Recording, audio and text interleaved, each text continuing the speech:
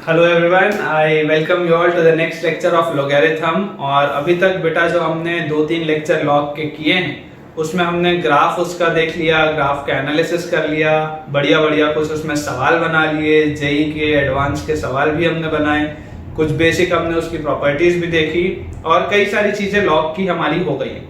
आज का बेटा जो टॉपिक है, आज का जो टॉपिक है जैसा आप देख सकते हो ऊपर बोर्ड में लिखा हुआ है कि आज हमें पढ़ना है concept of characteristic and mantissa. Concept of characteristic and mantissa. और ये होता क्या है मैं आपको बेटा ये समझाने वाला हूँ। एक टिपिकल तरीके के सवाल होते हैं जो आप सिर्फ और सिर्फ तब बना पाओगे जब आपको ये कंसेप्ट पता होगा कैरेक्टरिस्टिक और मेंटिसा का। अदरवाइज वो सवाल बनाना आपके लिए बहुत मुश्किल है, अदरवाइज वो सवाल बनाना आपके लिए बहुत मुश्किल है। ठीक है, तो आज के लेक्चर में हम ये कैरेक्टरिस्टिक और मेंटिसा पढ़ेंगे, साथ ही में हम कुछ लॉग के सिंपल सवाल और बनाएंगे। वो इसलिए ताकि प्रैक्टिस हमारी बनी रहे। ठीक है, आने वाले जो लेक्चर्स रहेंगे, अगले लेक्चर में मैं आपको बढ़िया बढ़िया सवाल, मतलब एक से एक मैं आपको सवाल कराऊंगा लॉग का। डिफिकल्ट से डिफिकल्ट जो सवाल हो सकता है जो आपका पूरा दिमाग खोल देगा कि किस तरीके से आपका दिमाग चलना चाहिए। राइट, तो एक तो ये हम करने वाले हैं। उसके बाद वाले लेक्चर्स में हम लॉगरिथमिक इनइक्वालिटीज हो गई उसके सवाल बनाएंगे। मॉड्यूलस फंक्शन अभी पढ़ना बचा हुआ है, मॉड्यूलस फंक्शन के सवाल बनाएंगे। अभी कम से कम आप मान के चलो बेटा मैं 8 से 10 लेक्चर में अभी ये लॉगरिथमिक इनइक्वालिटीज हो गया, मॉड्यूलस फंक्शन हो गया, अभी ये आराम से चलेगा। आराम से 8 से 10 लेक्चर का ये चलेगा और उसके बाद फिर हम क्वाड्रेटिक इक्वेशन से स्टार्ट करेंगे। ठीक है, चलो तो आज का टाइम बिना वेस्ट किए हुए हम स्टार्ट करते हैं concept of characteristic and mantissa. Concept of characteristic and mantissa. ठीक है बेटा, तो देखो यहाँ पे मैंने आपके लिए यहाँ पे लिख दिया है गिवन अ नंबर n। किसी भी नंबर n के लिए जो लॉगरिथम होता है उसे हम कैसे लिख सकते हैं? log n बेस 10 लिख सकते हैं, है ना। मान लेते हैं बेस अपन अगर 10 ले रहे हैं तो log n बेस 10 जो होगा वो तुम्हारा लॉगरिथम आ जाएगा। अब log n बेस 10 की कोई ना कोई तो वैल्यू होगी, कुछ ना कुछ तो न्यूमेरिकल वैल्यू आएगी। जैसे हम इतने सारे अभी तक हमने सवालों को सॉल्व किया था तो log की कोई ना कोई वैल्यू आती है। वो कोई ना कोई वैल्यू कैसी होगी? जैसे देखो मान लो हमारे पास आंसर आ गया 1.2045, मान लो ये आंसर आ गया, या मान लो हमारे पास आंसर आया 1, या मान लो हमारे पास आंसर आया 2.03, या मान लो हमारे पास आंसर आया 3.45। कुछ भी इस तरीके का सवाल आ सकता है ना, कुछ भी इस तरीके का आंसर आ सकता है। जरूरी तो नहीं है कि हमेशा हमारे पास जो आंसर आएगा वो इंटीजर ही है। भाई जरूरी थोड़ा ना है कि जो सवाल दिया होगा वो हमेशा ही log 5 बेस 5 देगा जिसका आंसर 1 आता है, ऐसा तो है नहीं। कुछ भी आ सकता है, हो सकता है मान लो सवाल दे दे log 4 बेस 3। अब log 4 बेस 3 तो हमें पता ही नहीं क्या होता है। तो जो भी इस तरीके के हमारे पास सवाल आते हैं तो सबका आंसर क्या होगा? कुछ एक इंटीजर वैल्यू होगी और उस इंटीजर वैल्यू में कुछ ना कुछ एक फ्रैक्शनल पार्ट जुड़ा होगा। ये देखो, ये जो डेसिमल वाला पार्ट है ना, ये जैसे ये 0.45 हो गया, ये 0.2045 हो गया, यहाँ पे जैसे कुछ नहीं है तो सिर्फ 0 हो गया, यहाँ पे 0.03 हो गया। ये वाला जो पार्ट होता है इसे बोला जाता है फ्रैक्शनल पार्ट। तो कोई भी लॉग अपने पास होगा उसका हमेशा जो हमारे पास आंसर आएगा वो क्या आएगा? Integer plus fraction. वो आंसर क्या आएगा? Integer plus fraction. तो जो इंटीजर पार्ट होता है उसे कहा जाता है कैरेक्टरिस्टिक। इंटीजर पार्ट को बोला जाता है कैरेक्टरिस्टिक, और जो फ्रैक्शनल पार्ट को बोला जाता है मेंटिसा। और फ्रैक्शनल पार्ट हम हमेशा पॉजिटिव लेते हैं। ठीक है ना, फ्रैक्शनल पार्ट को कभी भी नेगेटिव नहीं लेना है। ये मैं क्यों बोल रहा हूँ, ये अभी जब हम सवाल करेंगे उसमें आपको समझ में आएगा। अब इसमें बेटा मैं सबसे पहले आपको कैरेक्टरिस्टिक और मेंटिसा की एक प्रॉपर्टी है, जिस प्रॉपर्टी पे बेस्ड क्वेश्चन आते हैं तो सबसे पहले मैं तुम्हें वो प्रॉपर्टी लिखाऊंगा और उसके बाद मैं तुम्हें बताऊंगा कि जो क्वेश्चंस आते हैं वो किस तरीके के आते हैं। चलो तो प्रॉपर्टी नोट डाउन करो। ठीक है बेटा, तो देखो मैंने आपके लिए दो रूल यहाँ पे लिखे। रूल 1 जो है वो क्या है? If the characteristic of the common logarithm मतलब बेस 10 वाला कैरेक्टरिस्टिक मेंटिसा पूरा किस में चलेगा? कॉमन लॉगरिथम में, जिसका बेस हमेशा क्या होगा? 10 होगा। If the characteristic of the common logarithm is p where p is positive, जहां पे p क्या है? पॉजिटिव। मतलब ये जो कैरेक्टरिस्टिक वाला पार्ट है अगर उसकी वैल्यू p के इक्वल है, जहां पे p पॉजिटिव था, ध्यान देना कि कैरेक्टरिस्टिक मतलब इंटीजर होता है, मतलब ये p कोई ना कोई एक पॉजिटिव इंटीजर आ रहा होगा। ठीक है। Then the number of significant digits before the decimal starts is p+1। Number of significant digits before the decimal start, ये वाला जो पॉइंट है इसी पे आपका सवाल बनता है। ये अभी सारी की सारी बेटा चीज मैं आपको सिखाने वाला हूँ, ये अभी मैं पूरा का पूरा समझाऊंगा, बस अभी लिख लो इसको, 2 मिनट का इंतजार करो, अभी पूरा का पूरा तुमको समझ में आ जाएगा कि इसमें कैसे सवाल आते हैं, क्या बनाना है, कैसे बनाना है। इस p+1 इस क्या होता है p+1 number of significant digits before the decimal start. जैसे मान लो अगर यहाँ पे अपने पास आता है 112.34, तो मुझे बताओ डेसिमल के पहले यहाँ पे तुमको कितने सिग्निफिकेंट डिजिट दिख रहे हैं? 3 दिख रहे हैं। कितने सिग्निफिकेंट डिजिट दिख रहे हैं? 3 दिख रहे हैं। तो मतलब p+1 की वैल्यू क्या रही होगी? 3 रही होगी। कई बार इस तरीके का सवाल आता है कि मान लो अपने पास लिखा हो कि 4 रेज़ टू द पावर 1000, मान लो लिखा हो 4 रेज़ टू द पावर 1000, इसमें बताओ कितने डिजिट है, तो कैसे बताओगे? तो वो इस तरीके से होगा, या मान लो सवाल अपने को दे दिया जाए कि 5 रेज़ टू द पावर 20 में बताओ कितने डिजिट्स होंगे, तो कैसे बनाओगे? इस तरीके से बनाओगे। अब ये वैसे सवाल है बेटा, ये वैसे सवाल है जो आप किसी भी और तरीके से बना ही नहीं सकते। मतलब तुम प्रैक्टिकली मल्टीप्लाई करने तो बैठोगे नहीं ना, तो नंबर ऑफ डिजिट्स कैसे निकालोगे? नंबर ऑफ डिजिट्स निकालना बहुत मुश्किल। चलो अगला रूल 2 है, if the characteristic of the common logarithm is -p। अगर आपके पास बेटा जो कैरेक्टरिस्टिक है अगर वो -p है, ध्यान देने वाली बात ये है कि p अभी भी पॉजिटिव है, पर -p मतलब क्या कि अगर आपके पास मान लो ये नेगेटिव आता है, अगर मान लो कैरेक्टरिस्टिक नेगेटिव आता है, क्योंकि इंटीजर तो नेगेटिव हो सकता है, तो अगर वो -p के फॉर्म का आता है जहां पे p अभी भी पॉजिटिव ही है, then the number of zeros after the decimal before the significant digit starts is p-1। इसका क्या मतलब है? Number of zeros after the decimal before the significant digit starts is p-1। मतलब मान लो अगर अपने पास आंसर आता 0.000056, मान लो इस तरीके का आंसर आ रहा होता, तो यहां पर मुझे ये बताओ कि डेसिमल के बाद तुमको कितने जीरोस दिख रहे हैं? कोई भी सिग्निफिकेंट डिजिट चालू होने के पहले, तो देखो सिग्निफिकेंट डिजिट यहां से चालू हुए, तो उसके पहले मुझे 1 2 3 4 जीरोस दिख रहे हैं, 1 2 3 4 जीरोस दिख रहे हैं। इसका मतलब p-1 की वैल्यू क्या आई होगी? 4 आई होगी। इसके सवाल कैसे आते हैं कि जैसे मान लो बेटा अगर मैं तुमको बोलता हूं कि 0.35 रेज़ टू द पावर 100, मान लो मैं तुमको बोलता हूं 0.35 रेज़ टू द पावर 100, इसमें बताओ कि इसका जो डेसिमल एक्सपेंशन होगा उसमें डेसिमल के बाद कितने जीरोस आएंगे with before the significant digit। तो कर तो सकते ही नहीं, कैसे करोगे? मल्टीप्लाई तो करने बैठोगे नहीं। तो क्या तरीका है इसका? कैरेक्टरिस्टिक और मेंटिसा का ये तरीका है। इस तरीके के सवाल अगर आपको ये वाला कंसेप्ट आता होगा तो आपके लिए बहुत आसान पड़ेगा, ठीक है। तो आप सबसे पहले बेटा एक बार इसको रूल को नोट डाउन करके रखो। अभी जब मैं आपको सवाल करवाना स्टार्ट करूंगा आपको बहुत इजीली समझ में आएगा। एक बार जल्दी से इसे रूल को आप नोट डाउन कर लो, और अगर आप चाहो तो वीडियो को बेटा एक बार रीस्टार्ट आप करके देखोगे तो ज्यादा बेटर समझ में आएगा, क्योंकि अब तुम्हें पता चल चुका है कि तुम्हें क्या चीज पढ़नी है। तो एक बार रिवाइंड करो और वापस से ये पूरी चीज सुनो, ज्यादा बेटर समझ में आएगा। ठीक है बेटा, ठीक है। देखो अगर हमने कैरेक्टरिस्टिक और मेंटिसा का बेसिक रूल पढ़ लिया है, तो मैं आपको इसमें कुछ वैल्यूज बता देता हूं। जैसे log2 बेस 10 इसकी वैल्यू होती है बेटा 0.3010। ये सारी वो चीजें जो हमें यूज आएंगी। log2 बेस 10 की वैल्यू होती है 0.3010। आप ऐसा मान के चलो जैसे √2 की वैल्यू आपने बचपन में याद की थी कि क्या होती है? 1.414 होती है। √3 की वैल्यू तुमने बचपन में याद की थी, क्या होती है? 1.732 होती है। उसी तरीके से log की भी अपने को कुछ वैल्यूज पता होनी चाहिए। तो log2 बेस 10 होता है 0.3010, log3 बेस 10 होता है 0.4771, log7 बेस 10 होता है 0.8451, log7 बेस 10 होता है 0.8451। ये तीन वैल्यूज अपने को पता होनी चाहिए, ठीक है ना। इसका कैलकुलेशन में अपने को यूज आता है। अब इस पे देखो सवाल कैसा बनता है।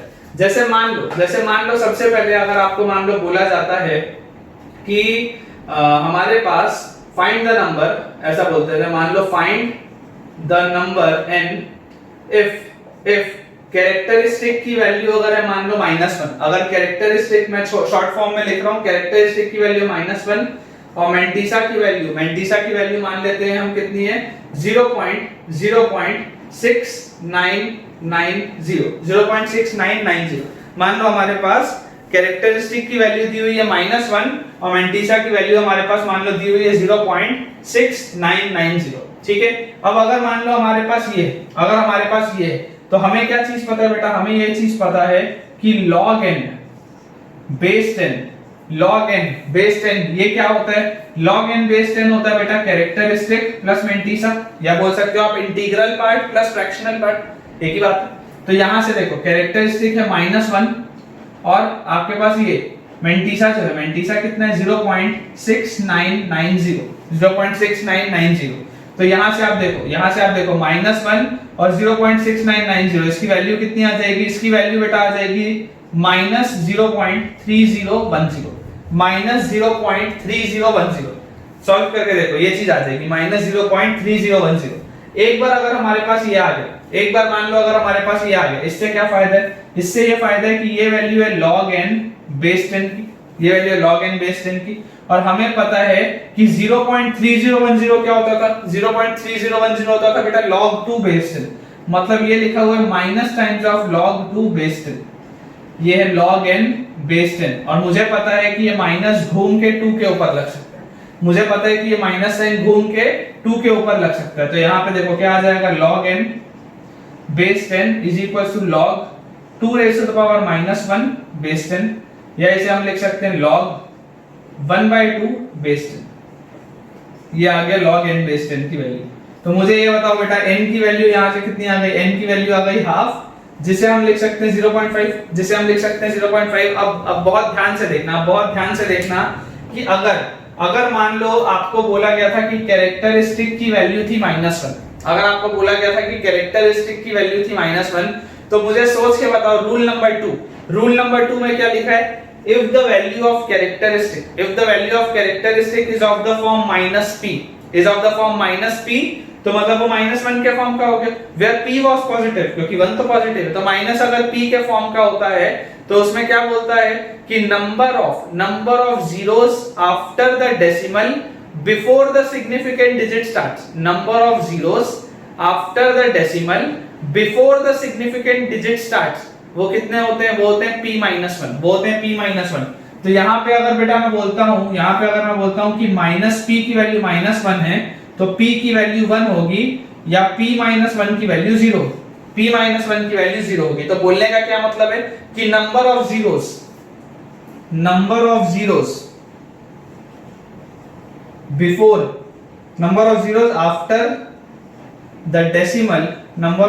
after the decimal, before the significant digit starts, number of zeros after the decimal before the significant digit starts is p-1। तो p-1 अगर होता तो p-1 की वैल्यू कितनी है, 0। अगर p-1 की वैल्यू 0 है, इसका मतलब डेसिमल के बाद डायरेक्टली कोई सिग्निफिकेंट डिजिट है। इसका क्या मतलब है कि डेसिमल के बाद डायरेक्टली कोई सिग्निफिकेंट डिजिट है, डेसिमल के बाद कोई भी 0 नहीं आ रहा। तो यहाँ पे देखो डेसिमल के बाद सीधा 5 लिखा हुआ है, 0.05 नहीं लिखा है, सीधा 5 लिखा हुआ है। ठीक है, अगर मान लो मैं आपको यहाँ पर बोल देता कि कैरेक्टरिस्टिक की वैल्यू को ऐसा करते हैं -2 लिख देते हैं, कैरेक्टरिस्टिक की वैल्यू को लिख देते हैं -2, मेंटिसा को यही रहने दो। तो अगर मान लो ये -2 आएगा, तो यहाँ पे -2 लिख देते। अगर यहाँ पे मान लो ये -2 था, तो यहाँ पे बोलो कितना आ जाएगा, -1.3010 आ जाएगा। ठीक है, और -1.3010 अगर ये आ गया, अगर ये -1.3010 आ गया, तो मुझे बताओ क्या इसको मैं ऐसा लिख सकता हूं, देखो इसको हम लिख सकते हैं बेटा, इसको हम लिख सकते हैं -1 -0.3010, ऐसा लिख सकते हैं हम, सोच के देखो -1 -0.3010। और यहां से बताओ मैं इसको क्या लिख सकता हूं, log 10 बेस 10 क्या होता है, 1 होता है, log 10 बेस 10 1 होता है, तो log 10 बेस 10 और log 2 बेस 10, log 2 बेस 10, क्योंकि मुझे पता है 0.3010 क्या होता है, log 2 बेस 10 होता है, तो ये आ गया। अब यहां से देखो माइनस कॉमन निकाल लिए, तो log 10 बेस 10 और log 2 बेस 10 क्या हो जाएगा, log 20 बेस 10 क्या हो जाएगा, log 20 बेस 10। और इसको अगर मान लो मैं माइनस साइन को अब इसके ऊपर ले जाऊंगा, माइनस साइन को अगर मैं इसके ऊपर ले जाऊंगा तो मैं यहां पर देखो करता हूं, यहां पे मैं सॉल्व करके दिखाता हूं। तो यहां से आ जाएगा बेटा, बताओ कितना, log n base 10 is equal to log of 20 raise to the power -1 base 10, यहां से आ गया log ऑफ 1/20 बेस 10। इसका मतलब n की वैल्यू कितनी आई, n की वैल्यू आ गई 1/20 और 1/20 कितना होता है 0.05, 1/20 कितना होता है 0.05। अब आप सोचो कि आपको क्या दिया हुआ है, कैरेक्टरिस्टिक की वैल्यू -2 है, तो अगर कैरेक्टरिस्टिक की वैल्यू -p के फॉर्म का होता है तो p -1 जीरोस होते हैं, p -1 जीरोस होते हैं after the decimal, p -1 zeros होते हैं आफ्टर द डेसिमल। तो मुझे बताओ कि अगर p की वैल्यू 2 दिख रही, क्योंकि -p के फॉर्म का, तो अगर p की वैल्यू 2 दिख रही है तो p -1 क्या होगा, 1 होगा, मतलब डेसिमल के बाद एक जीरो होगा, डेसिमल के बाद एक जीरो होगा। देखो तुम्हें दिख रहा है डेसिमल के बाद एक जीरो।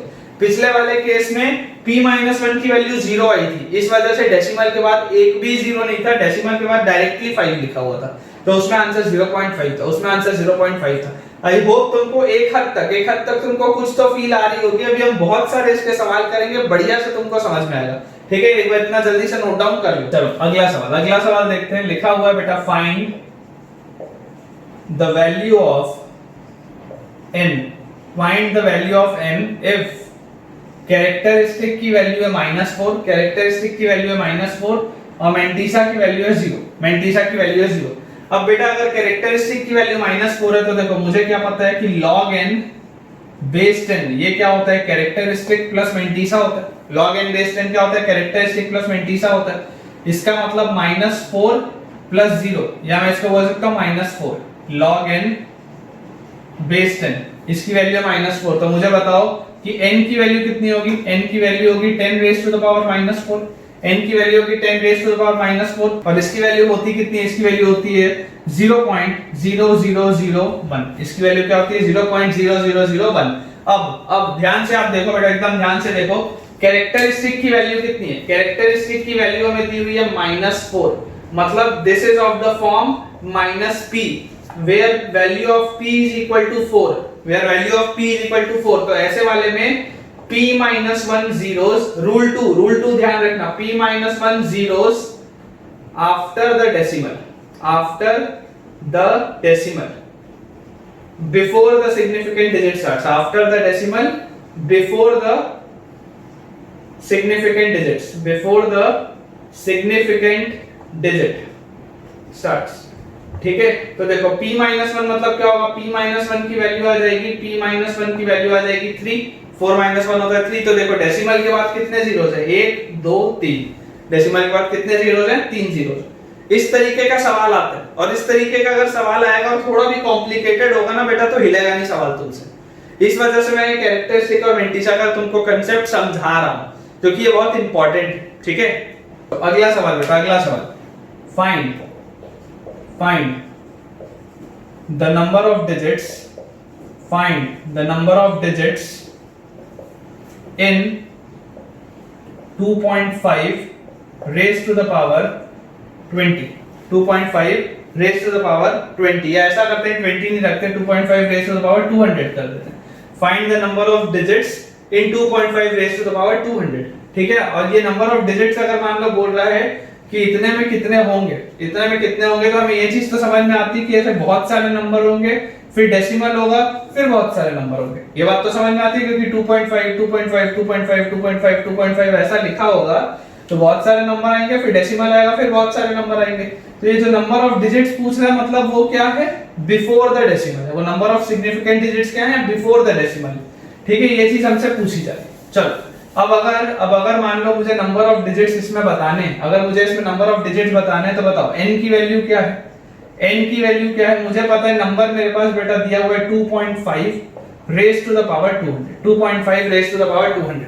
और मुझे ध्यान से याद करके बेटा बताओ कि नंबर ऑफ डिजिट्स हम किस में निकालते हैं, रूल 1 में या रूल 2 में। नंबर ऑफ डिजिट्स निकाला जाता है रूल 1 में, नंबर ऑफ डिजिट्स निकाला जाता है रूल 1 में। और रूल 1 अगर आपको लगाना है, अगर आपको रूल 1 लगाना है तो आपको सबसे पहले क्या लिखना पड़ेगा, आपको कैरेक्टरिस्टिक निकालना पड़ेगा। बिना कैरेक्टरिस्टिक निकाले p की वैल्यू निकलेगी नहीं, और अगर p की वैल्यू निकलेगी नहीं तो p+1 नंबर ऑफ डिजिट्स आएंगे नहीं। इसका मतलब मुझे क्या करना पड़ेगा, कैरेक्टरिस्टिक निकालना पड़ेगा। और कैरेक्टरिस्टिक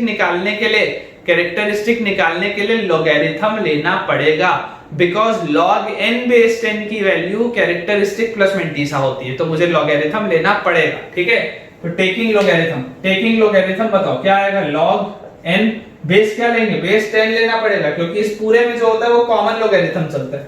log n बेस 10 की वैल्यू आ जाएगी log 2.5 raise to the power 200, log 2.5 raise to the power 200। और ये वाला 200 जब घूम के आगे आ जाएगा तो यहां से बेटा देखो log n बेस 10 की वैल्यू आ जाएगी 200 multiplied by log 2.5 base 10 multiplied by log 2.5 base 10। अब बेटा जब हम इसे सॉल्व करेंगे तो देखो 200 मल्टीप्लाइड बाय log 2.5 को मुझे बताओ क्या मैं 10 डिवाइडेड बाय 4 ऐसा लिख सकता हूं क्या? 2.5 को क्या मैं 10 डिवाइडेड बाय 4 लिख सकता हूं? कोई दिक्कत नहीं। यहां से देखो 200 मल्टीप्लाइड बाय, अच्छा log of m by n base है, क्या होता है log n बेस है माइनस log n बेस है, ठीक है ना प्रॉपर्टी। तो log 10 base 10 minus log 4 base 10। और यहां से देखो 200 टाइम्स log 10 बेस 10 तो होता है 1, log 10 बेस 10 होता है 1। और मुझे ध्यान से देख के बताओ कि क्या इस 4 को हम 2 का स्क्वायर लिख सकते हैं, और ये वाला जो पावर 2 है इसको घुमा के आगे लेके आ सकते हैं। तो यहाँ क्या आ जाएगा, minus twice of log 2 base 10। बहुत ध्यान से देखना, minus twice of log 2 base 10। और log 2 बेस 10 की वैल्यू याद करो क्या थी, log 2 बेस 10 की वैल्यू याद थी 0.3010। ठीक है, तो अगर हमने ये चीज लिख ली है तो अब हम इसे सॉल्व करते हैं। देखो 200 टाइम्स 1 माइनस 2 इंटू ये बताओ कितना होगा, ये आ जाएगा 0.6020। अब बेटा मुझे ये बताओ कि जब मैं 1 से इसको माइनस करूंगा तो कितना बचेगा मेरे पास बताओ कितना बचेगा। यहाँ आ जाएगा 980 आएगा तो ये 7 हो जाएगा, और 7 अगर ये हो जाएगा तो 0.3 आ जाएगा बचा हुआ। ठीक है, तो 0.3980। आई होप मैंने आपको सही लिखा हो। ठीक है, 0.3980। चलो अगर मान लो हमने ये लिख लिया, अब इसको जब हम 200 से मल्टीप्लाई करेंगे तो ये वाले 2 जीरो इधर क्या कर देगा, 2 ऐसे लिख लेते हैं, ये 2 जीरो अंदर चले जाएंगे तो ये आ जाएगा 39.8। और जब 39.8 जो है वो 2 से मल्टीप्लाई होगा तो बताओ कितना आएगा, 39.8 जब 2 से मल्टीप्लाई आएगा तो ये आएगा 79.6। आई होप सही, 79.6। ठीक है, अब अगर ये 79.6 आया, तो इसका क्या मतलब, इसका मतलब ये है कि log n base 10 is equal to 79 plus 0.6 is equal to 79 plus 0.6। जहां पे ये वाला जो होता है वो कैरेक्टरिस्टिक होता है और ये वाला जो पार्ट होता है वो मेंटिसा होता है, फ्रैक्शनल पार्ट। अब मुझे बेटा ये बताओ कि कैरेक्टरिस्टिक क्या आ रहा है, पॉजिटिव आ रहा है ऑब्वियसली। तो अगर characteristic is of the form p, if the characteristic is of the form p, then p plus 1 digits before the decimal,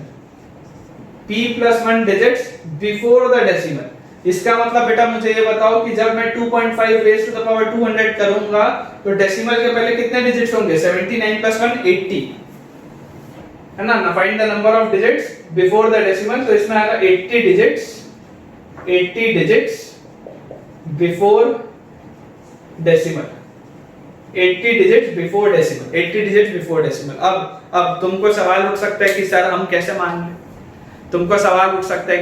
कैसे मान ले, क्या जरूरी थोड़ा है कि ये सही आपने किया, हो सकता है आप हमको बेवकूफ बना रहे हो, ऐसा हो सकता है। तो चलो हम करके देखते हैं, छोटे वाले में करके देखते हैं, और उसके बाद उसको हम मान लेंगे कि अगर छोटे वाली चीज में वो सही आएगा तो बड़ी वाली भी चीज में सही आना चाहिए। तो चलो मान लो अगर मैं तुम्हें बोलता हूं कि अगर हमारे पास नंबर है 2 रेज़ टू द पावर 10, मान लो हमारे पास नंबर है 2 रेज़ टू द पावर 10। अब सबको पता है, हम सबको पता है 2 रेज़ टू द पावर 10 जो होता है वो होता है 1024। 2 रेज़ टू द पावर 10 क्या होता है? 1024 होता है, हमको पता है। तो अगर मैं आपको बोलता हूं कि find the number of digits, find the number of digits in the expansion of 2 raise to the power 10, या इसमें डेसिमल के पहले कितने डिजिट्स होंगे, तो इसका मतलब क्या, देखो 1024.0 लिखा होगा तो डेसिमल के पहले कितने डिजिट्स आने चाहिए? 4 डिजिट्स आने चाहिए। करके देख लेते हैं, करके देख लेते हैं। तो देखो log जब आप लोगे तो log n base 10, log n base 10 की बताओ वैल्यू कितनी आएगी? log 2 raise to the power 10 base 10, ठीक है। और ये 10 घूम के आगे आ जाएगा तो ये आ जाएगा 10 टाइम्स log 2 बेस 10, और ये अपने पास आ जाएगा 10 टाइम्स log 2 बेस 10। बोलो कितना होता है? log 2 बेस 10 बोलो कितना होता है? 0.3010, और यहां से आ गया 3.01, यहां से कितना आ गया? 10 से मल्टीप्लाई करके 3.01। इसका मतलब ये कैरेक्टरिस्टिक है 3 और मेंटिसा है 0.01। इसका मतलब अगर p की वैल्यू 3 है, अगर p की वैल्यू 3 है तो p + 1 digits, p + 1 digits before the decimal, तो 3 + 1 4 डिजिट्स। 1024 में बताओ कितने डिजिट्स हैं? 4 डिजिट्स है, मतलब हमने सही किया। चलो माना, हो सकता है तुमको अभी भी ऐसा तसल्ली ना हो रही हो कि नहीं सर गलत बात है, ऐसा तो नहीं होता। तो चलो एक और बार करके देखते हैं। देखो 2 रेज़ टू द पावर 10 होता है 1024, फिर 11 जब मैं करूंगा तो आ जाएगा 2048, 12 जब मैं करूंगा तो आ जाएगा 4096, फिर 12 के बाद जब मैं 13 करूंगा तो 13 में अराउंड 9000 में वो पहुंच जाएगा, 8000 या 9000 में। और जब मैं 14 करूंगा तो वो 5 डिजिट में जाना चाहिए कायदे से। जब मैं अगर 2 रेज़ टू द पावर 14 करूंगा तो वो 5 डिजिट में चला जाना चाहिए, वो 5 डिजिट में चला जाना चाहिए, क्योंकि 2 रेज़ टू द पावर 10 जो होता है वो होता है 1024, और इसको अगर मान लो मैं 2 रेज़ टू द पावर 4, मतलब अगर मैं इसको 16 से मल्टीप्लाई कर दूंगा तो मुझे पता है कि 5 डिजिट में आंसर आना चाहिए, है ना, 5 डिजिट में आंसर आना चाहिए। करके देख लेते हैं, उसको भी करके देख लेते हैं। तो यहाँ पे आ जाएगा 2 रेज़ टू द पावर 14, और 14 घूम के आगे आ जाएगा, और log 2 बेस 10 में यहाँ पे देखो 14 लगा हुआ है, तो अगर ये 14 लगा हुआ है तो बताओ कितना आएगा? देखो 14 अगर लगा हुआ है तो 14 into 0 तो ऑब्वियसली 0, 14 into 1 होता है 14, 4 कैरी 1, तो यहाँ आ गया 1, 14 3 जा होता है कितना? 14 3 जा होता है 42, तो 2 फिर कैरी 4, तो यहाँ आ गया 4, और डेसिमल के पीछे है 4, तो यहाँ 4.2, ये कितना आ गया? 4.2। इसका मतलब देखो क्या आया? 4 + 0.214, 4 + 0.214। p की वैल्यू अगर आई 4, अगर p की वैल्यू 4 आई तो p + 1 मतलब 5 डिजिट्स, और हमने अभी देखा था कि वो 5 डिजिट्स में आ रहा था, वो 5 डिजिट्स में आ रहा था। इसलिए ये मेथड आपको याद रखना बहुत जरूरी, क्योंकि पेपर में आपको 2 रेज़ टू द पावर 14 नहीं देगा निकालने के लिए, जो आप ओरली नहीं कर सकते हो। पेपर में आपको बेटा दे देगा 100 रेज़ टू द पावर 100। अब कर लो, कैसे करोगे? सोच ही नहीं सकते ना यार, सोच ही नहीं सकते, कहां तक करोगे, कितना डिजिट लाओगे, वो वाली बात। ठीक है, चलो ठीक है बेटा, चलो अगला सवाल। Find the number of digits, find the number of digits in 5 raise to the power 25, 5 raise to the power 25। Video को एक बार पॉज करो और एक बार खुद ट्राई करो, एक बार सब लोग खुद इसको ट्राई करो।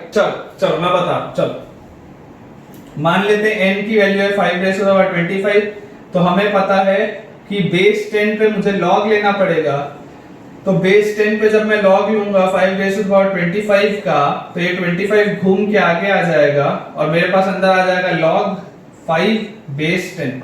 और इसे जब बेटा मुझे सॉल्व करना होगा तो देखो 25 टाइम्स log 5 बेस 10 को आप लिख सकते हो log 10/2 बेस 10, log 10/2 बेस 10, ठीक है। और यहां से बोलो, यहां से लिख सकते हैं 25 times log 10 base 10 minus log 2 base 10, log 10 base 10 minus log 2 base 10, ठीक है। और यहां से देखो कितना आ गया 25 times 1 minus log 2 base 10 is 0.3010, तो यहां से आ गया 25 मल्टीप्लाइड बाय 1 माइनस ये है, जब हम करेंगे तो आएगा 0.6990।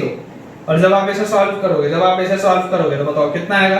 25 multiplied by 0 is 0, 25 multiplied by 9, 25 multiplied by 9 is 225, 225 तो 5 कैरी 22, तो 25 फिर into 9 होगा तो कितना आएगा?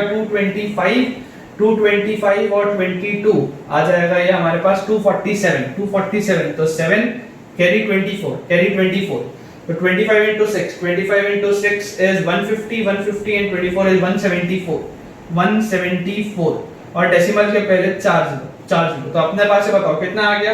इससे सॉल्व करने पे ये आ गया 17 प्लस 0.4750, 17 प्लस 0.4750। इसका मतलब कैरेक्टरिस्टिक की वैल्यू कितनी है ये, कैरेक्टरिस्टिक की वैल्यू है ये 17 और मेंटिसा की वैल्यू है ये 0.4750। तो अगर कैरेक्टरिस्टिक की वैल्यू 17 है मतलब p की वैल्यू है 17, इसका मतलब p plus 1 digits, p plus 1 digits before decimal, p plus 1 digit before decimal. तो बोलो क्या आंसर होगा, इसका आंसर आएगा 18, इसका आंसर आएगा 18। मतलब ये जो 5 रेज़ टू द पावर 25 है वो 18 डिजिट का नंबर है, वो जो नंबर है वो 18 डिजिट का। नोट डाउन करो। चल अगला सवाल बेटा, अगला सवाल लिखो। मुझे बताओ 6 रेज़ टू द पावर 50 में, 6 रेज़ टू द पावर 50 में, वीडियो पॉज कर लो, वीडियो पॉज करके लिखो। चलो सॉल्यूशन मैं बता रहा हूं, मैं सॉल्यूशन बता रहा हूं।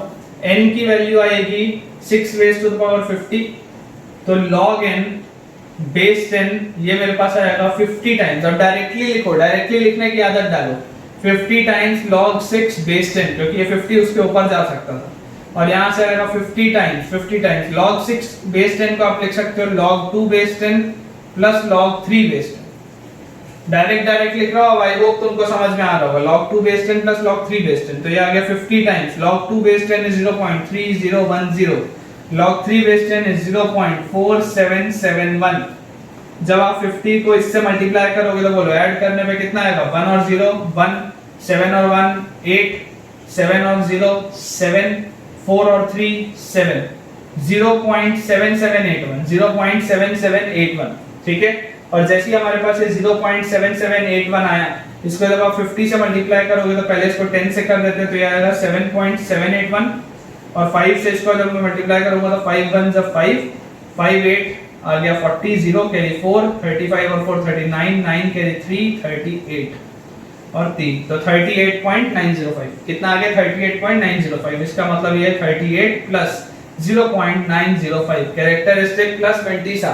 p की वैल्यू अगर 38 है, इसका मतलब इसमें है 39 digits, 39 digits before decimal, 39 digits before decimal, correct, 39 digit before decimal. Find the number of digits. अगला सवाल, find the number of digits in, find the number of digits in 3 raised to the power 12 multiplied by 3 raised to the power 12 multiplied by 2 raised to the power 8, 3 raised to the power 12 multiplied by 2 raised to the power 8।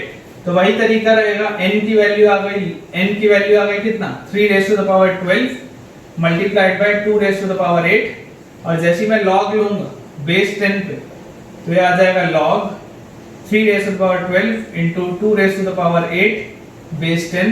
इसे हम लिख सकते हैं log 3 raised to the power 12 plus log 2 raised to the power 8, ऐसा लिखा जा सकता है ना, प्रॉपर्टी। और ये 12 आ गया, ये 8 भी आ गया, तो ये आ गया 12 टाइम्स log 3 बेस 10, डायरेक्टली बोलो 0.4771 plus 8 times log 2 base 10, log 2 base 10 is 0.3010।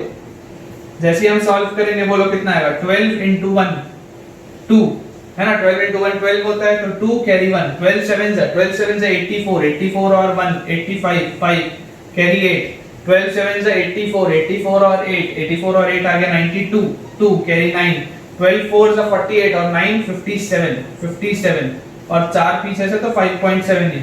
8 से जब करोगे तो 8 0 0, 8 1 जा 8 8 0 0, 8 3 जा 24, 4 पीछे से तो 2.4, और जैसे आप इसको जोड़ोगे तो 2 और 0 2, 5 और 8 13 3 कैरी 1, 3 और 0 3, 7 और 4 11 1 कैरी 1, 6 और 2 8, और ये 8.1332, इसका मतलब ये है 8 प्लस 0.1332।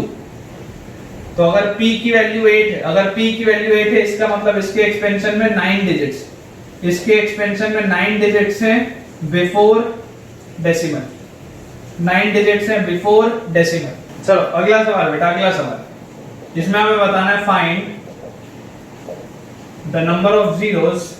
देखो इसमें मोस्टली जो बेटा बनते हैं वो एक ही तरीके के सवाल बनते हैं ना, बहुत ज्यादा होता है कि डिफरेंट तरीके का बने। Find the number of zeros after the decimal,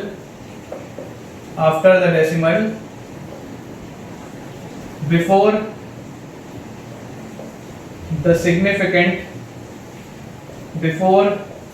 significant digit starts. Before the significant digit starts. किसमें 9/8 raised to the power -100.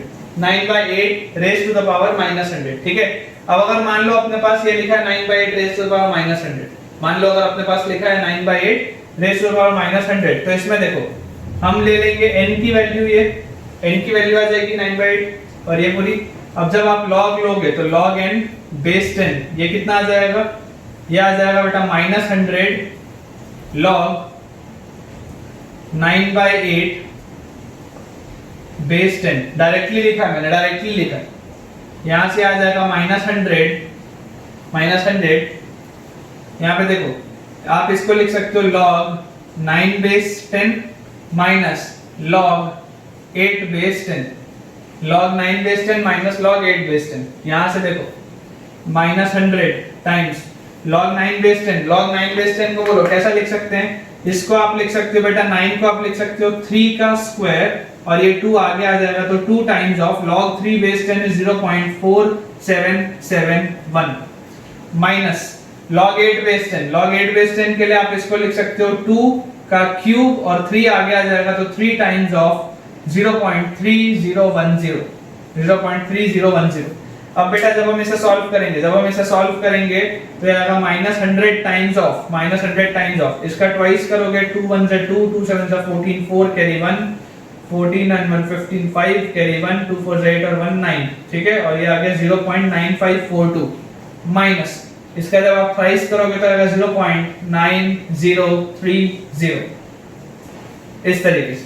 अब इसमें आप देखो -100 मल्टीप्लाइड बाय, ये पॉजिटिव है ये नेगेटिव है, ये बड़ा है ये छोटा है। 2 में से 0 गया 2 बचा, 4 में से 3 गया 1 बचा, 5 में से 0 गया 5 बचा, 9 में से 9 गया 0 बचा और 0.0512 100 से मल्टीप्लाई हुआ विद माइनस साइन, तो क्या आ जाएगा बोलो -5.12। यहां मजा आएगा बेटा, यहां मजा आएगा, बहुत ध्यान से देखना, अब बहुत ध्यान से देखना, बहुत मजा आएगा।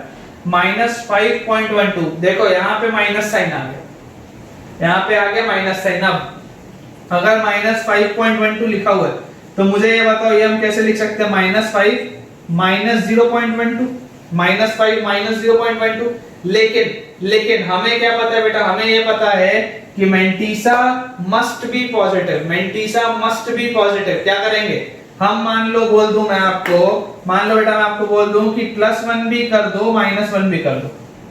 बहुत इंपॉर्टेंट, मोस्ट इंपॉर्टेंट स्टेप। यहीं पे आधी जनता बेटा गलती करती है, ऐसे ही सवाल में आधी जनता गलती करती है।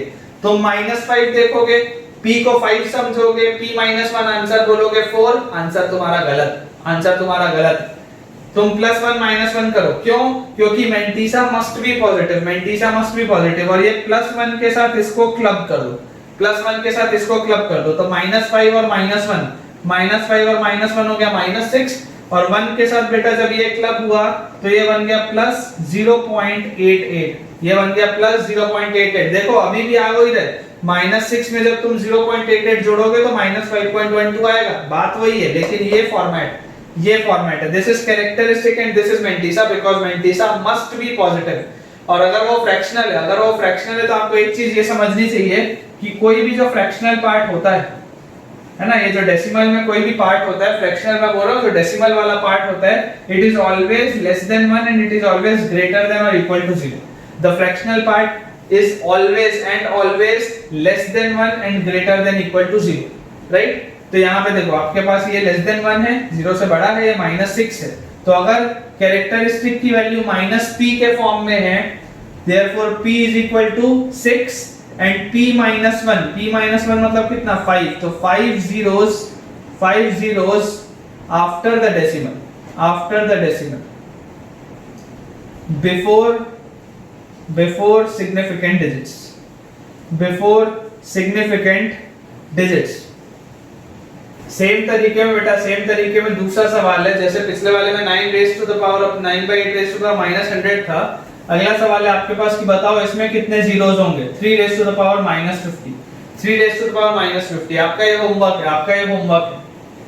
आपको बेटा ये आंसर निकाल के कमेंट सेक्शन में कमेंट करना है। मैं देखूंगा कौन कौन ये लेक्चर देखा है, मुझे सब पता चल जाएगा कि तुम्हें आता है या नहीं आता।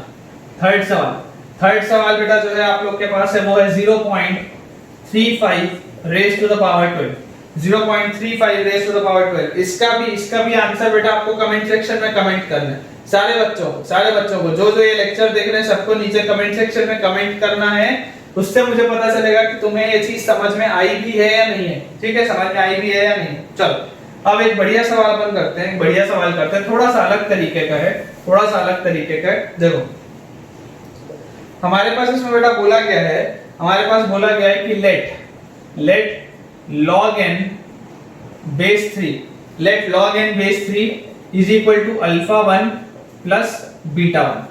Let log n base 3 is equal to alpha 1 plus beta 1. Log n base 5 is equal to alpha 2 plus beta 2. Log n base 5 is equal to alpha 2 plus beta 2. तो बेटा आपको find all the possible integral values of n if alpha 1 is equal to 4 and alpha 2 is equal to 2 अब इस तरीके के सवाल को कैसे करना है मैं आपको सिखा रहा हूं। बहुत बढ़िया सवाल। आपको बेटा एक चीज पता है कि देखो log n base 3 ये कितना है, अल्फा 1 की वैल्यू अगर 4 दी है तो this is 4 plus beta 1 and यहां से बताओ मेरे पास क्या आ जाएगा। मुझे एक चीज पता है, वी नो दैट ये जो फ्रैक्शनल पार्ट होता है, जो डेसिमल वाला पार्ट होता है, this beta 1 is always less than 1 and it is greater than और equal to 0। This is always less than 1 and this is always greater than और इक्वल टू 0। तो यहां से बताओ अगर 4 प्लस बीटा 1 की मैं रेंज निकालूं, ये क्या है, ये बीटा 1 बता रहा है 0 से 1 मूव कर रहा है, ये बीटा 1 बता रहा है 0 से 1 मूव कर रहा है। अगर मान लो मैं 4 ऐड कर दूं, इधर भी, अगर मैं तीनों में 4 ऐड कर दूं तो मुझे बताओ 4 प्लस बीटा 1 कहां से कहां मूव करेगा। इधर 4 ऐड होगा तो ये 5 हो जाएगा और इधर 4 ऐड हो जाएगा तो ये 4 हो जाएगा। मतलब कि 4 प्लस बीटा 1 मूव करेगा 4 से 5, 4 प्लस बीटा 1 मूव करेगा 4 से 5। तो मुझे ये बताओ कि log n बेस 3 की वैल्यू अगर 4 प्लस बीटा 1 थी तो n की वैल्यू कितनी, n की वैल्यू है 3 raise to the power 4 plus beta 1। n की वैल्यू है 3 raise to the power 4 plus beta 1। इसका मतलब n कहां से कहां मूव करेगा। पहले वाले केस के लिए n will be moving from 3 raise to the power, देखो 4 प्लस बीटा 1 मैक्सिमम कितना है 5 है तो ये 5 आ गया और ये मिनिमम कितना था 4 था तो ये आ गया 3 रेज़ टू द पावर 4। मतलब n आपका कहां से कहां मूव कर रहे थे, ध्यान से समझो। 4 प्लस बीटा 1 अगर है, जो 4 प्लस बीटा 1 अगर 4 से 5 मूव कर रहा है, मतलब ये वाली चीज 4 से 5 मूव कर रही है तो n कहां से कहां मूव करेगा, 3 रेज़ टू द पावर 4 से लेके 3 रेज़ टू द पावर 5 तक, है ना। तो यहां से देखो n की वैल्यू बताओ कितनी आ गई, यहाँ इक्वालिटी साइन है तो यहाँ पे आ गया n is less than 3 raise to the power 5, 3 raise to the power 5 is 243, this is 243 and 3 raise to the power 4 is 81, 3 raise to the power 4 is 81। तो ये अपने पास पहली कंडीशन क्या आ गई कि n जो है, जो नंबर है यहाँ पे, it is moving between 81 to 243, it is moving between 81 to 243। ठीक है, अब अगला देखो log n base 5 this is equal to alpha 2 plus beta 2, alpha 2 is 2 तो 2 plus beta 2 और हमें पता है that beta 2 moves from 0 to 1, जहां पे 0 पे इक्वालिटी आ सकती है। 0 पे इक्वालिटी आने का मतलब क्या है, 0 पे इक्वालिटी आने का ये मतलब होता है कि फ्रैक्शनल पार्ट कुछ नहीं। इसका मतलब कि log n base 3 की वैल्यू 4 है और n की वैल्यू 81, इसका ये मतलब है। लेकिन फिलहाल हम ऐसा मान के चलते हैं कि फ्रैक्शनल पार्ट हो सकता है कुछ हो, 0 ना हो, ऐसा हो सकता है कि कुछ हो। तो यहाँ से देखो अगर बीटा 2 इधर से इधर मूव कर रहा है तो 2 plus beta 2 will be moving from 3 to 2, है ना। तीनों जगह मैंने 2 ऐड कर दिया। जैसे इक्वालिटी होती थी कि अगर a is equal to b होता था तो a plus 1 is equal to b plus 1 भी तो होता था, दोनों साइड ऐड कर सकते थे ना। तो अगर मान लो अगर ऐसा होता था a is equal to b is equal to c होता था तो a plus k is equal to b plus k is equal to c plus k, ये वाली चीज होती थी ना। तो उसी लॉजिक से मैंने यहाँ पे तीनों जगह 2 ऐड कर दिया, है ना। इनइक्वालिटी और इक्वालिटी में फर्क नहीं पड़ेगा इस चीज में बिल्कुल भी। चलो तो जैसे ही हमने यहाँ पे 2 ऐड किया तो ये चीज आ गई, है ना। एडिशन में कभी भी इनइक्वालिटी में फर्क नहीं पड़ता, एडिशन में कभी भी साइन नहीं बदलता, मतलब आपका जब मल्टीप्लिकेशन या डिवीजन हो रहा होता है तब होता है। ये चीज मैं आपको सिखाऊंगा, ये चीज जब हम अभी लॉगरिथमिक इनइक्वालिटीज पढ़ेंगे तो मैं आपको बहुत डिटेल में पढ़ाऊंगा। आप ये मान के चलो बेटा, देखो जितना डिटेल में मैं आपको लॉग करा रहा हूँ, है ना, इतना डिटेल में लॉगरिथम कहीं होना मुश्किल, पर लॉगरिथम जरूरी है। मैथ्स का फील यहीं से आना स्टार्ट होता है कि हम 11वीं में पहुंच चुके, है ना। तो लॉगरिथम इसलिए जरूरी है अच्छे से पढ़ना। तो जितना डिटेल में मैं इसको पढ़ा रहा हूं उतनी डिटेल में वो भी पढ़ाऊंगा, और घबराओ मत, तुम्हारा सिलेबस बिल्कुल आराम से सब कुछ कंप्लीट होगा, ठीक है ना। टेंशन नहीं लेना बिल्कुल भी। चल 2 plus beta 2 will be moving from 2 to 3, 2 plus beta 2 will be moving from 2 to 3।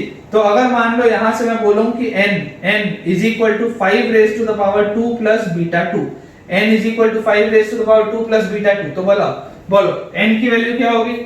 n यहां पे जो होगा बेटा, it will be moving from 5 raise to the power 3 से 5 रेज टू द पावर 2 के बीच, 5 रेज टू द पावर 3 से लेके 5 रेज टू द पावर 2 के बीच में। और मुझे पता है 5 raise to the power 3 is nothing but 125 and 5 raise to the power 2 is nothing but 25। तो अब आप ध्यान से देखो, ध्यान से आप बेटा देखो दोनों कंडीशन, आप ध्यान से बेटा देखो दोनों कंडीशन, ठीक है। पहली वाली जो कंडीशन थी वो क्या बोलती थी कि n जो है वो कहां से कहां मूव करे, 81 से 243 के बीच में। पहली वाली कंडीशन बोलती थी कि 81 से लेकर के, मान लो ये 81 है और मान लो यहां पर 243 है, तो ये बोलता था कि 81 से लेकर के 243 के बीच में मूव करो, ये ऐसा बोलता था। और ये क्या बोलता है कि 25 से लेकर 125 के बीच में मूव करो, ये बोलता है कि 25 से लेकर के 125 तक मूव करो, 25 से लेकर के 125 तक मूव करो। तो अब आप बेटा ये सोच के देखो कि दोनों जिसमें खुश हो वो कौन सा रेंज है, जिसमें दोनों के दोनों खुश होंगे, दोनों के दोनों सेटिस्फाइड होंगे, वो ये वाला रेंज है। 81 से लेकर के 125 पे ओपन, 81 से लेकर के 125 पे ओपन, क्योंकि देखो 125 इंक्लूडेड नहीं है, लेकिन 81 इसमें भी इंक्लूडेड है, 81 इसमें भी इंक्लूडेड है। तो आपके पास n जो होना चाहिए, it must be less than 125 but greater than और इक्वल टू 81। तो आपके पास अगर लिखा हुआ है find all the possible integral values of n, तो बताओ क्या होगा वो होगा 81, 82, 83, ऐसा करते कहां तक 124 तक। 125 तो आप इंक्लूड नहीं कर सकते, 125 पे ओपन है, 81 पे क्लोज था, तो टोटल ये कितनी वैल्यूज आएंगी बताओ, 44 वैल्यूज। तो हमने ये चीज देखा कि ऐसी टोटल 44 इंटीग्रल वैल्यूज है n की, जिसमें ये वाली जो चीज है वो सेटिस्फाइड होगी, है ना। ये थोड़ा सा अलग तरीके का सवाल है लेकिन बढ़िया, ठीक है। इस तरीके का सवाल बुक्स में मिलना मुश्किल है थोड़ा सा। ठीक है बेटा, आज का लेक्चर यहीं पे हम समाप्त करते हैं। आई होप आपको कैरेक्टरिस्टिक मेंटेसा पूरा समझ में आया होगा। होमवर्क के जो मैंने आपको 2 सवाल दिए थे, जिसमें आपको बताना है कि कितने जीरोस आएंगे after the decimal before the significant digit starts, वो आपको कमेंट सेक्शन में कमेंट करना है। उससे मुझे पता चल जाएगा कि तुमने पूरा का पूरा लेक्चर देखा है या नहीं देखा है, या तुम्हें पूरा का पूरा समझ में आया है या नहीं आया है। अपनी पढ़ाई बेटा तुम जितना सीरियसली लोगे उतना तुम्हारे लिए अच्छा है, क्योंकि ऑनलाइन मोड में हमें खुद को सीरियस रहना पड़ेगा। ऑफलाइन मोड तो है नहीं कि भैया टीचर क्लास में डांट दी और तुम पढ़ ली। ऑनलाइन मोड है, तुम्हें खुद को सीरियस रहना पड़ेगा। आई होप आपको वीडियो पूरा समझ में आया है। कोई भी डाउट है आप कमेंट सेक्शन में पूछ सकते हैं। वीडियो अगर अच्छा लगा, पसंद आया तो लाइक करने में कंजूसी नहीं होनी चाहिए। चैनल अगर तुमने अभी तक सब्सक्राइब नहीं किया है तो do subscribe the channel right now and please share this link with everyone. तुम्हारे जितने स्कूल के फ्रेंड्स हैं तुम उन्हें शेयर करो, उनकी भी हेल्प करो, सो दैट कि सबकी पढ़ाई अच्छे से हो पाए। Thank you.